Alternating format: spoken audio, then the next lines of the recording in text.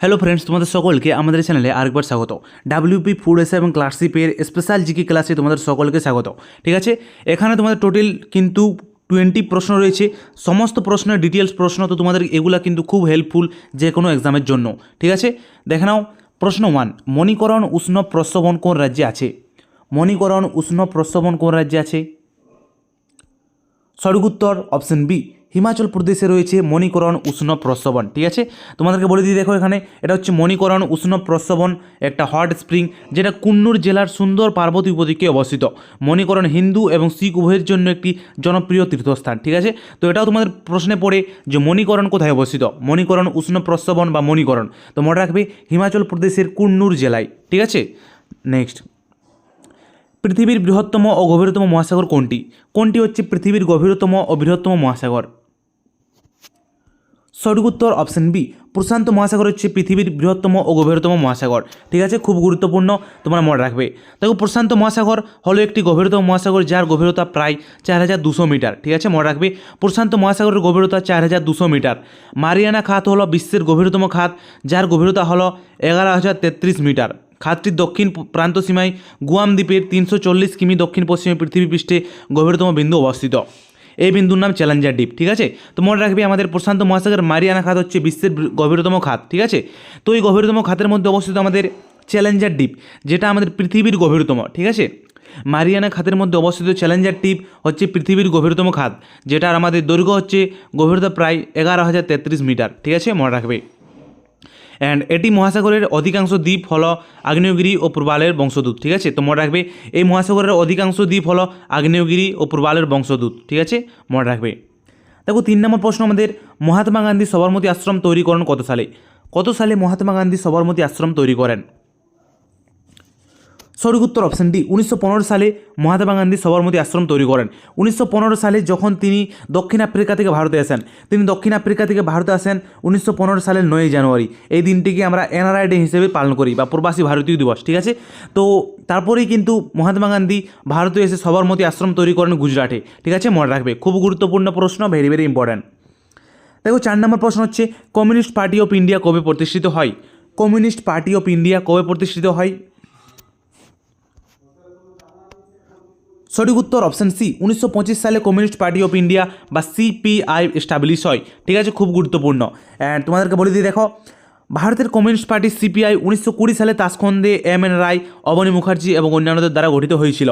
যেমন এটি ভারতের মতোই ছিল, তবে এই প্রতিষ্ঠাতারা দ্বারা 1925 সালে ভারতে আনুষ্ঠানিকভাবে গঠিত হয়।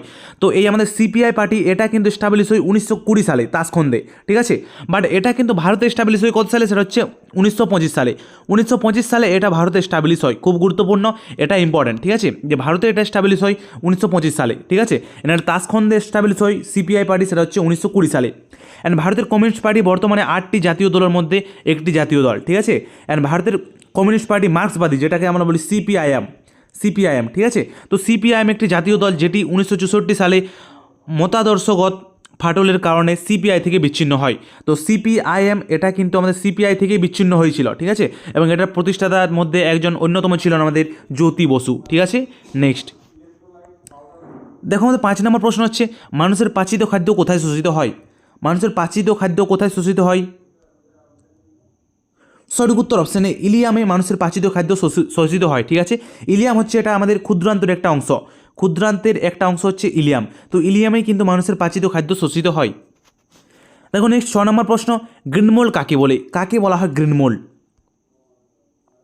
পেনিসিলিয়ামকে বলা হয় গ্রিনমোল্ড। ঠিক আছে, অ্যান্ড পেনিসিলিয়ামই হচ্ছে ফার্স্ট অ্যান্টিবায়োটিক, যেটা কিন্তু আমাদের আলেকজান্ডার ফ্লেমিং আবিষ্কার করেন। ঠিক আছে, আলেকজান্ডার ফ্লেমিং আবিষ্কার করেন পেনিসিলিয়াম, যেটাই কিন্তু আমাদের ফার্স্ট অ্যান্টিবায়োটিক।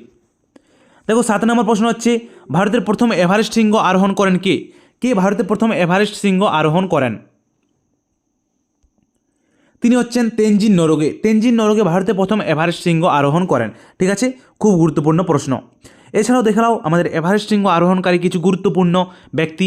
বাচেন্দ্রী পাল একজন ভারতীয় পর্বতারোহী, ইনি এভারেস্টে পর্বত শৃঙ্গ বিজয়ী প্রথম ভারতীয় মহিলা ও পঞ্চম মহিলা। ঠিক আছে, মনে রাখবে ভারতে প্রথম মহিলা কে এভারেস্ট শৃঙ্গ জয় করেন, তিনি হচ্ছেন বাচেন্দ্রী পাল। ঠিক আছে, অ্যান্ড তিনি পুরো ওয়ার্ল্ডের কিন্তু পঞ্চম মহিলা যিনি আমাদের এভারেস্ট শৃঙ্গ আরোহণ করেন। জুঙ্কো তাবেই মাউন্ট এভারেস্ট আরোহণকারী প্রথম মহিলা। মাউন্ট এভারেস্ট আরোহণকারী প্রথম মহিলা হচ্ছে জুঙ্কো তাবেই। তিনি একজন জাপানি পর্বতারোহী, লেখক এবং শিক্ষক ছিলেন। তিনি শুধুমাত্র মাউন্ট এভারেস্টে আরোহণকারী প্রথম মহিলা নয়, বরং প্রতিটি দেশের সর্বোচ্চ চূড়ায় অংশগ্রহণকারী প্রথম মহিলা ছিলেন। ঠিক আছে, তো তিনি প্রতিটি মহাদেশের সর্বোচ্চ চূড়ায় আরোহণকারী প্রথম মহিলা ছিলেন, জুঙ্কু তাবে। ঠিক আছে, খুব গুরুত্বপূর্ণ। 1953 সালে এডমন্ড হিলারি এবং তেনজিন নোরগে প্রথম এভারেস্ট শৃঙ্গ জয় করেন। ফার্স্ট এভারেস্ট শৃঙ্গ কে জয় করেন? তিনি হচ্ছেন এডমন্ড হিলারি এবং তেনজিন নোরগে 1953 সালে। ঠিক আছে, অ্যান্ড দেখে নাও এখানে প্রথম ভারতীয় হিসেবে এভারেস্ট শৃঙ্গ আরোহণ করেন আপনার সিং। এছাড়া প্রথম বাঙালি নারী এভারেস্টে বিজয়ী হলেন শিপ্রা মজুমদার। শিপ্রা মজুমদার প্রথম বাঙালি হিসেবে এভারেস্ট শৃঙ্গ আরোহণ করেন এবং প্রথম বাংলাদেশি নারী নিশাদ মজুমদার কিন্তু আমাদের এভারেস্ট শৃঙ্গ আরোহণ করেন। ঠিক আছে, খুব গুরুত্বপূর্ণ। 8 নম্বর প্রশ্ন, এলোরা মন্দির কোন রাজবংশের রাজারা নির্মাণ করেছিলেন? এলোরা মন্দির খুব গুরুত্বপূর্ণ, ভেরি ভেরি ইম্পর্টেন্ট। কোন রাজবংশের রাজারা নির্মাণ করেছিলেন? সঠিক